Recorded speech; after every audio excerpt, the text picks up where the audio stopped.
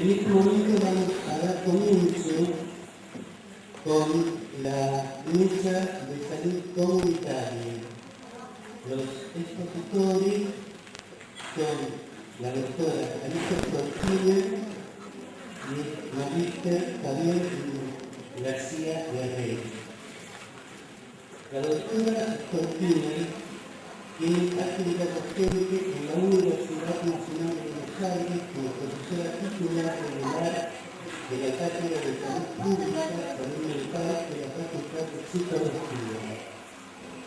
Es coordinadora de la pasantía Horas de Investigación con base en el proyecto UACC en curso integrable en la Facultad de Psicología. Profesora de la maestría en problemáticas y campos juveniles, Facultad de Derecho, desde el año 1998. Además, es profesora titular de la Universidad Nacional de La Luz, del Departamento de Salud Comunitaria, área de Salud Mental, desde el año 2003. Actualmente es profesora de teoría técnica de la investigación y de taller tesis en el doctorado internacional en salud mental comunitaria, Universidad Nacional de Entre Ríos. A su vez, es coordinadora del equipo A auxiliar de la justicia de la Comisión Nacional por el Derecho a la Identidad, Secretaría de Derechos Humanos, Ministerio de Justicia y Derechos Humanos. Investigador. Quedamos a la escucha de las palabras de la doctora Alicia Cortina. Bueno, antes que nada quiero agradecer muchísimo la invitación que me ha permitido venir a estudiar después de la crisis impresionante, además por compartir y encontrar con la salud, gente que no me explica la carrera en estos momentos, y también decir que es una circunstancia bastante particular para hablar de temas de enfoque de salud comunitaria e interdisciplinaria, teniendo en cuenta que probablemente el debate que se inicia la implementación de la ley de salud mental en una secuencia que va desde 2010 con esa ley, este año con su reglamento y ahora creo que el 8 de este mes se va a presentar el Plan Nacional de Salud Mental, ha sido un escenario interesantísimo para un debate que quizás no estaba planteado hasta el momento. Uno de esos debates, y por eso tiene interdisciplina a forma ahora, no solo en una cuestión de debate académico, sino en una cuestión política, o mejor dicho, la razón por la cual la interdisciplina mostró una faceta política, porque no hay ningún debate de ideas, por más académico que sea, que no tiene un componente político, fue alrededor de cómo desplaza la decisión desde una corporación específica, por tanto de salud mental, que son los psiquiatras, a la decisión del equipo interdisciplinario, donde, por ejemplo, para tomar la decisión de internación involuntaria, debe consentir el equipo el cual debe estar compuesto por lo menos por un psicólogo o un psiquiatra. Una vez aprobada la ley, y desde antes de aprobar la ley, es impresionante la fuerza corporativa que se produjo alrededor de este simple enunciado. Ahora, esa fuerza corporativa en realidad tiene que ver con los espacios de poder, de política, ocupados por los distintos campos disciplinarios que se plasman en profesiones, del cual hemos hablado luego, ocultó, sin embargo, el impresionante cambio de paradigma en el cual nos incorporábamos al plantear este abordaje, esta forma de abordaje de las problemáticas de salud mental. Porque de lo que se trata no es de hacer intervenir más o menos una profesión, sino que se trata de una conceptualización absolutamente distinta de lo que es el proceso de salud, enfermedad, cuidado. Y ahí es donde vamos a llegar a comunitario. No creo que sea una novedad para los que conocen, trabajo permanentemente desde hace muchísimo tiempo en una línea de pensamiento que es el pensamiento médico-social, salud colectiva latinoamericana, uno de los campos en los cuales probablemente la América Latina produció una innovación conceptual que es difícil de encontrar en otros espacios, aún en unidades académicas desarrolladas. De hecho, tengo becarios europeos que vienen a trabajar con nosotros por el interés en este debate y más las administraciones, que son los núcleos de formación de pensamiento, y uno de los elementos que hay en el corazón de este pensamiento es una crítica, podríamos decir, radical a lo que es conceptualización biomédica, pero biomédica no es exclusivamente de la medicina, sino a la conceptualización biomédica basada en el positivismo de lo que es la enfermedad, la cura, el cuidado, y al revisar esto, al dejar de pensar la salud como un estado del cual se sale para entrar en un estado de enfermedad, del cual se sale para entrar en un estado de salud, y pensar en las dinámicas vitales, en las permanentes transformaciones que hacen al padecimiento, al vivir, al enfermar o al morir, al reincorporar la subjetividad del cuerpo en el campo de espíritu, digamos que de alguna manera había sido instrumentalmente intentado fragmentar, inicialmente en órganos, posteriormente en causas, después de patologías, etc., necesariamente se introduce una revisión de todas las prácticas de aquello que tenemos naturalizado. Me voy a detener en el concepto de naturalización, porque yo soy una persona de Córdoba y durante toda mi crianza, para mí fue natural que el sol se pusiera sobre las montañas. La primera vez que vi salir el sol en un macizo montañoso, que estoy en estados que por eso en relación a un estado norte, sur, del este y del oeste. Y si esto digo broma, quiero decir que si uno considera una subjetividad, como dice Adele, se produce en el encuentro cuerpo a cuerpo del viviente con los dispositivos en los cuales le ha sido dado por cierta ventaja, y que esos dispositivos de áreas de salud y de educación, por ejemplo, entonces necesariamente tenemos que pensar que nuestra forma de desarrollar las instituciones de salud produce a su vez una determinada forma de subjetivación. Y que entonces al revisar las formas de funcionamiento, la conceptualización del campo de la salud mental, de la salud en general y de la salud mental en particular, como campo dentro de la salud en general, estamos también revisando las formas de producción de subjetividad política. Uno de los cuestionamientos que se le hace a conceptos clásicos de salud y enfermedad, uno de los centrales, obviamente, es el intento de reducir causalmente el proceso a una hipótesis explicativa de relación causa-efecto que estaría abarcada por un campo de subjetividad. Esto es lo que normalmente se llama conductorismo, ¿no? Y del cual tanto abunda además el pensamiento dualista al cual nos acostumbró la humanidad, en este cuerpo que tiene sociedad, etc. Acabo de decir una salvedad. No es lo mismo decir individuo que decir sujeto. Yo suelo decir, no hay nada menos individual que el sujeto de su palabra.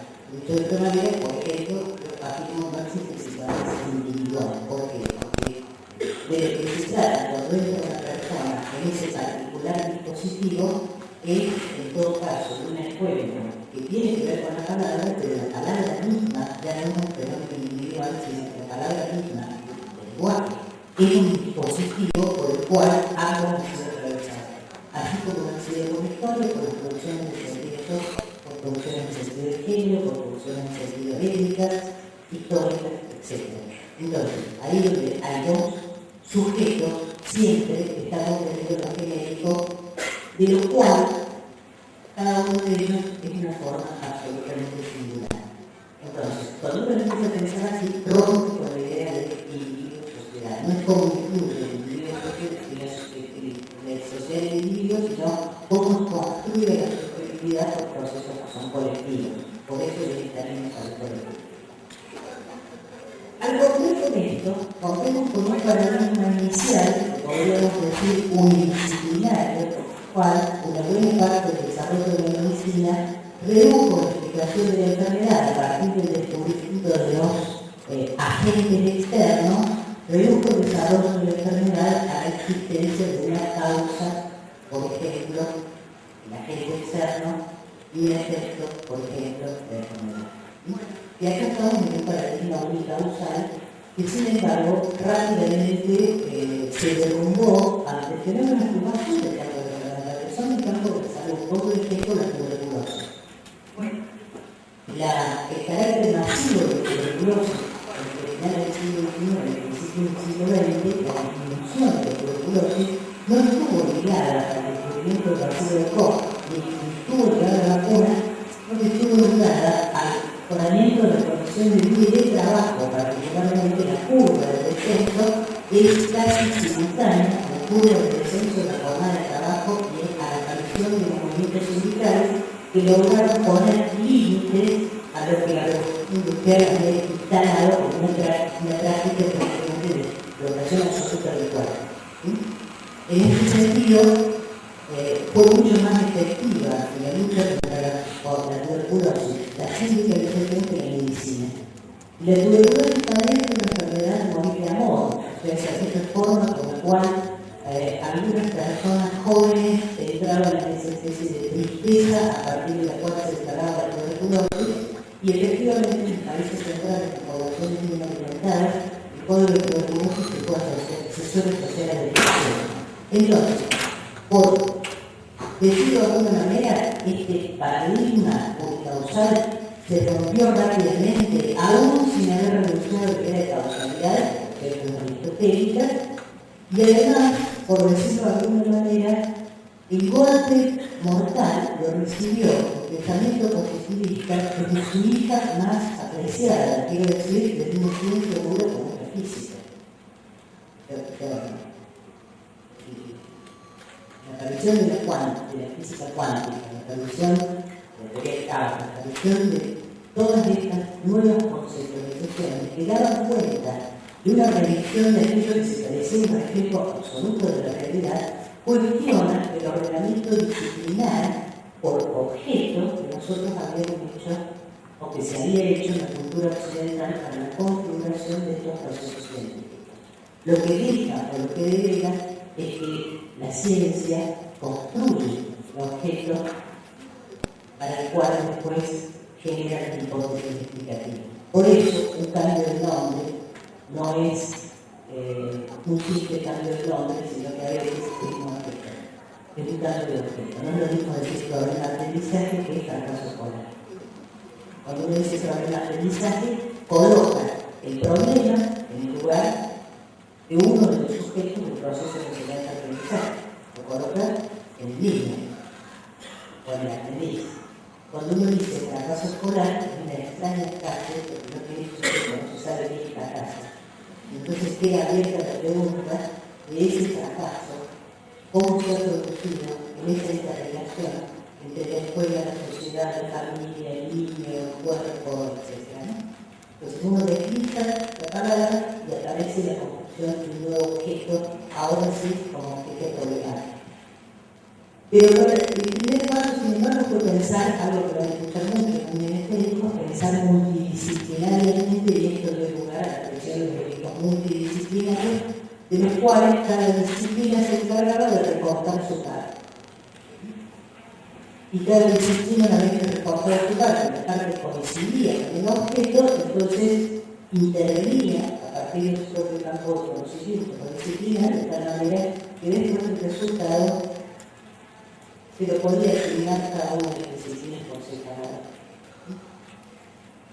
La cuestión, como lo he escrito en algún texto, es que ese orden que la ciencia trata de producir es un orden construido arbitrariamente y no necesariamente, quiero decir, tiene su sentido, pero que no necesariamente coincide con la complejidad de los problemas que nosotros abordamos cotidianamente, sea de problemas de investigación, sea de problemas de respuesta a situaciones que se van planteando socialmente.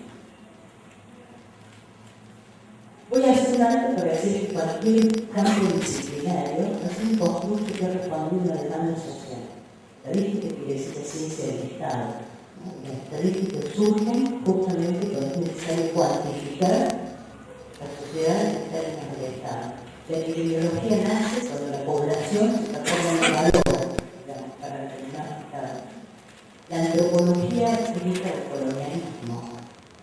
La antropología nace para comprender a los pueblos primitivos, digamos, aquellos que sin embargo había que guiar por el camino de la evolución, porque todavía estaban atrasados, etcétera, etcétera, y después recién cuestiona la antropología cultural, esta idea de pueblos primitivos, para la complejidad que tienen estos pueblos primitivos, y termina prácticamente situándose hoy como la disciplina de la alteridad, o sea, que se trata de comprender al otro en su diferencia.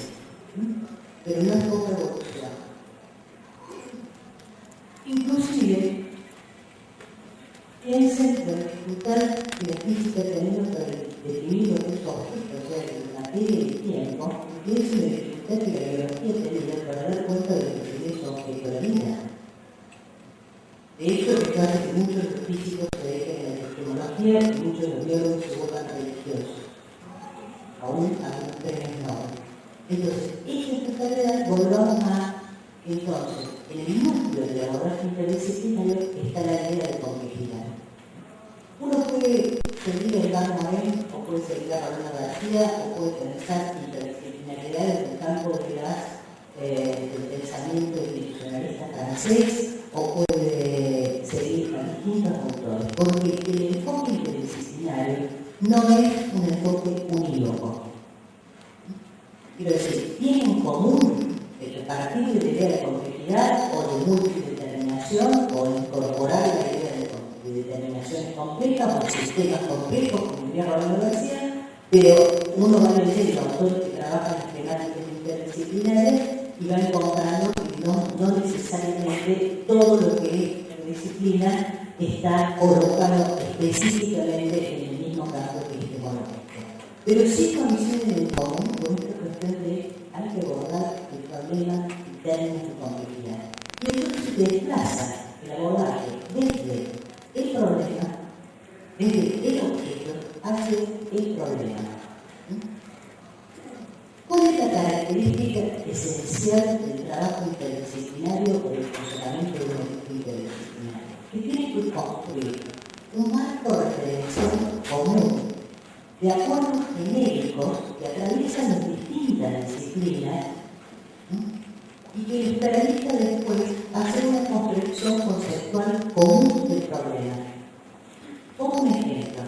Si ustedes forman un equipo interdisciplinario en el cual hay personas de distintas profesiones, esto no garantiza que este equipo pueda construir ese background común. Por ejemplo, lo primero que se necesita para construir un equipo interdisciplinario es que la gente, lo que constituye, esté de acuerdo con que hay que enfocar interdisciplinariamente el problema. Esa es una condición básica.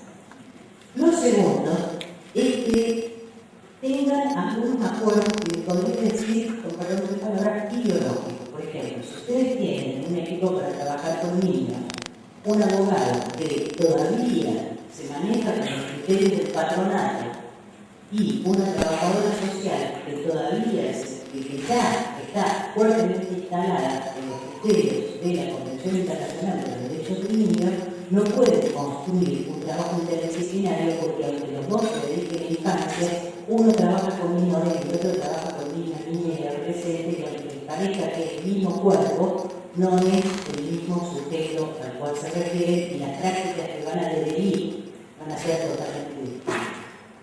Eso es sobre el que uno pone un economista neoclásico, un sociólogo marxista, un psicoanalista francés y un psicopedagogo conductista y no va a lograr un equipo interdisciplinario. Ahora, lo más probable es que lo logre sin investigación. Ahora, yo trabajaba en equipos interdisciplinarios que frente a problemas de altísima complejidad, el equipo que hacía terapia familiar y el sistémico, los que tendríamos individualmente, éramos psicoanalistas y sin embargo no teníamos ninguna dificultad para parar los problemas. ¿Y por qué no teníamos dificultad?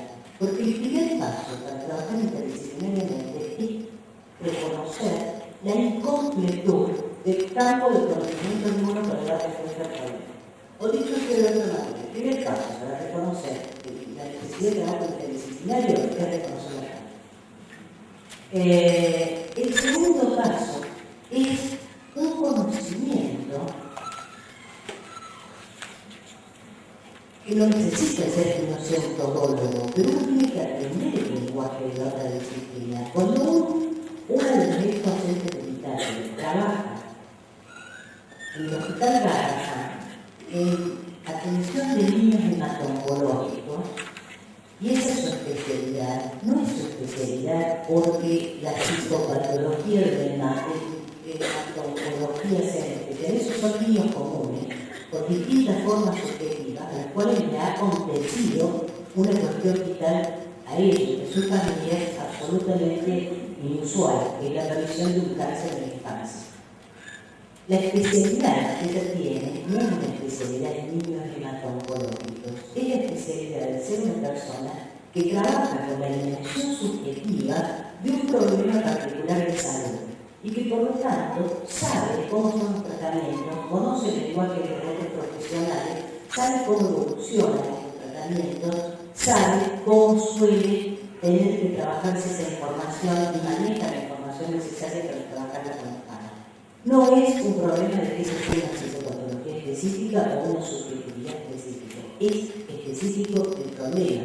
La especialidad de ella es su capacidad para comprender los lenguajes de los otros que participan en ese problema. Entonces, un equipo interdisciplinario construye un lenguaje común y hace una caracterización compartida del problema, y de esa caracterización compartida del problema, en su complejidad, se desprende lo que será una estrategia de acción. Y no quiere decir que todos tengamos que hacer todo y el paciente lo tenga que ver si es profesional de disciplina y cosas por el estilo. Ahora, ¿cuál es la dificultad más grande para la configuración de equipos interdisciplinarios?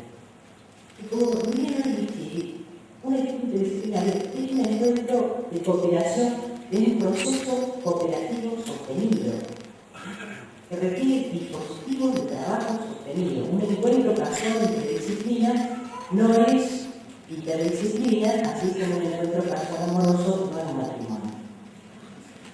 Puede ser bueno, puede salir muy bien, pero no es un matrimonio. Y estos dispositivos en general, sobre todo cuando son espacios de trabajo interdisciplinario en las prácticas, no son en general contemplados como tales. Cada disciplina es un lenguaje, y cada disciplina, a su vez, tiene un componente de poder. El manejo de ese lenguaje es un manejo de poder. Los psicólogos, además, tenemos un problema que es muy serio. Nosotros no tenemos institución propia. Cuando digo no tenemos institución propia, trabajamos en hospitales, ese es el lugar de los médicos, trabajamos en juzgados, ese es el lugar de los abogados, trabajamos en escuelas, ese es el lugar de los docentes.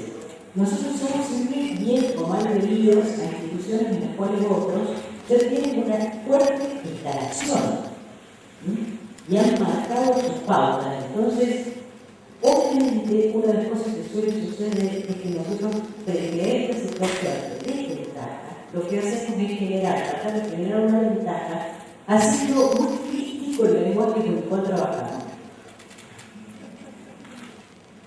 Y es la herramienta que tenemos.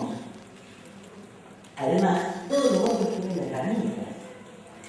Hay que trabajar constantemente en la emergencia de una guardia de médicos hasta encontrar el lugar de los psicólogos. Nosotros tenemos una impresionante herramienta y una función impresionante en el campo de la salud, que es de la salud en general, es reintroducir la dimensión subjetiva de la palabra a algo que las prácticas médicas han tratado como un día también de transformar al cuerpo en una tercera persona, o sea, tratarlo en tercera persona y reaparece como cuerpo subjetivo. Es mucho trabajo, pero es un trabajo que lo hacemos desde un lugar históricamente una cierta desventaja, los jóvenes. Entonces esto da en general dos resultados. Uno puede ser que el lenguaje crítico nos apropiamos en lo nuestro, lo otro no existe y nos resistimos a incorporarlo. El otro que es nos mimetizamos. Entonces uno encuentra psicólogos que parecen médicos, psicólogos que parecen abogados, psicólogos que parecen trabajadores sociales, que se han adaptado totalmente al lenguaje. Entrar en un equipo interdisciplinario requiere necesariamente un momento de confusión. Tuve la suerte de trabajar interdisciplinariamente prácticamente desde que me recibí. Y hay un momento en el cual uno tiene, y ahí se había escuchado muy bien, estar en la configuración de los grupos, que es la confusión, y la misma sensación de confusión que uno al fin una vez se encuentra a sí mismo cuando se encuentra hablando en otra lengua. Es muy raro esto. Es como haber abandonado un territorio que es el propio. Y ese momento de confusión, nadie sabe siendo el que es, porque sale habiendo incorporado otros lenguajes y otras formas de enfocar el problema, lo cual no quiere decir que salga transformado en otro profesional, en otra profesión. Hoy ha introducido otro elemento que tiene que ver con saber comunitario. No todos los saberes se organizan como saberes disciplinarios científicos. El cuidado, hay autores hoy en día que dicen que el objetivo de las prácticas de salud es el cuidado. Y que la cura es algo que es dado por añadidura, que el objetivo central es el cuidado. Estoy hablando de las prácticas de salud en general, y hay toda la filosofía del cuidado. Y el cuidado, cuando uno pone el eje en el cuidado, y no en el tratamiento, no en el tratar, sino en el cuidado, no en el atender, sino en el cuidar, rompe la barrera entre los saberes científicos y los saberes emocionales, los comunes, los que el conjunto de la gente tiene, porque el 90% de las prácticas de cuidado de la salud suceden por fuera de las instituciones de salud. Una señora en el programa me decía, el centro de salud, ¿por qué se llama centro? Ni hablar de Buenos Aires, donde los centros se llamaban centros periféricos, lo cual casi un oxímoron, pero quería referir que no obstante que eran centros para la comunidad, eran periféricos con respecto al centro del sistema de salud que era el hospital. Ahora, cuando uno mira los procesos de salud que relatan desde la vida cotidiana de las personas, las instituciones de salud no ocupan el lugar central que nosotros creemos que ocupan. Resulta que la población utiliza las instituciones de salud, los servicios de salud, etc., como una parte más de su estrategia vital de cuidado de la salud. De hecho, cuando hay esta tarde les voy a comentar qué poco peso tienen los servicios de salud vital en las trayectorias de rescate del joven adicto al tabaco. Es impresionante. O sea, somos secundarios para que esa trayectoria cuando ellos la hacen.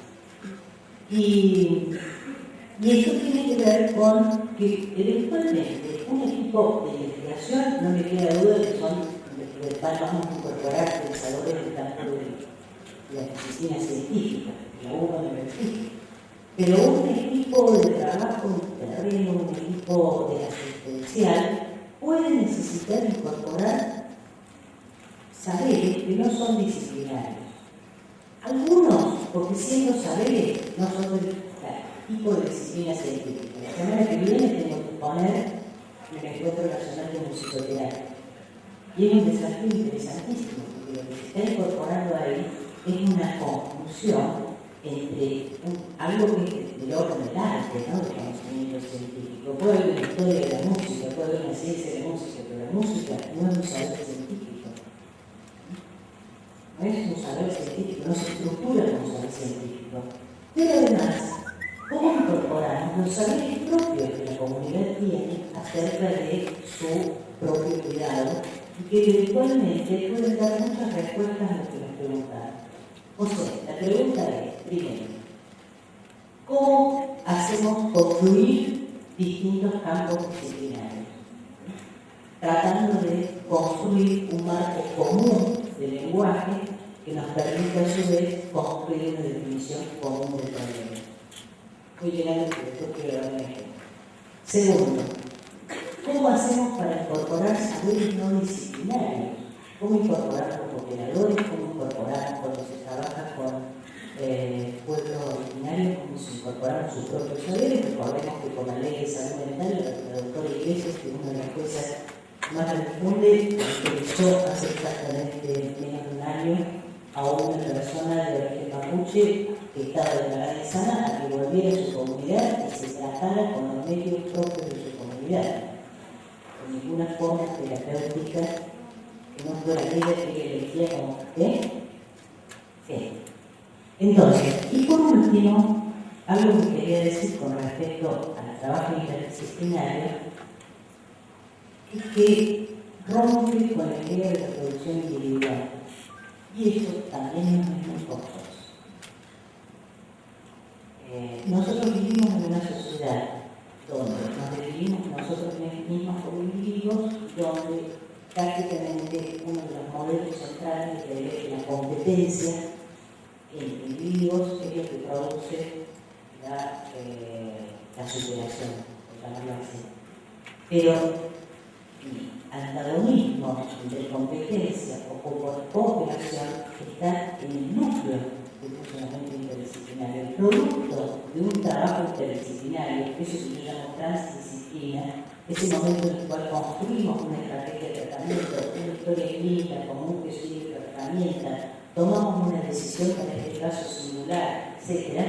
Eso que llamamos transdisciplinario, ese producto no es individual. Característicamente una producción grupal no hubiera sido posible, no solo ni siquiera sumando los aportes de las distintas disciplinas, no hubiera sido posible si en algún momento no se hubieran producido esos ventajas entre disciplinas. Con respecto a la cuestión del poder, cierro. ¿Quién dirige un equipo interdisciplinario? En principio, la coordinación de un equipo interdisciplinario, creo que un equipo interdisciplinario no puede tener jefatura en el sentido vertical en que tiene los servicios de salud.